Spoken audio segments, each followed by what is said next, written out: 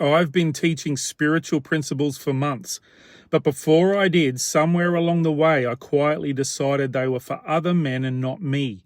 I could see them work in someone else's life and call it a miracle, but when it came to my own, I kept living like the promise had an expiry date and mine had already passed. That is a Saturday problem. Matthew 27:62 is the day after the crucifixion, and the passage says that the chief priests and Pharisees go to Pilate and ask him to secure the tomb because they remembered Jesus said he would rise on the third day. They were afraid the disciples would steal the body and fake a resurrection. So Pilate gives them a guard, they seal the stone, and they post soldiers at the entrance. And where were the disciples? They were hiding, they were silent, and they were scattered.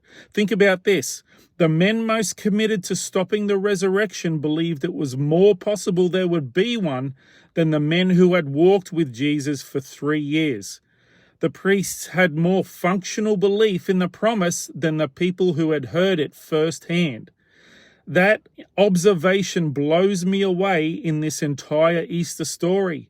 Because here is what Saturday does to a man. It makes the silence feel like the answer. The tomb is sealed, but nothing is moving.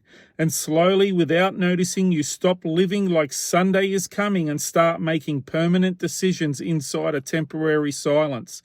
Spiritual principles don't stop just because it's you. I heard that once and it has never left me. But hearing it and living inside it on a Saturday are two completely different things. The priests sealed a tomb that could not stay sealed. They posted guards at a door that was about to make every guard irrelevant, and Sunday was already coming.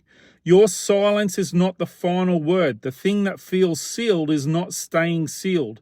Don't settle into a silence God didn't design you to stay in.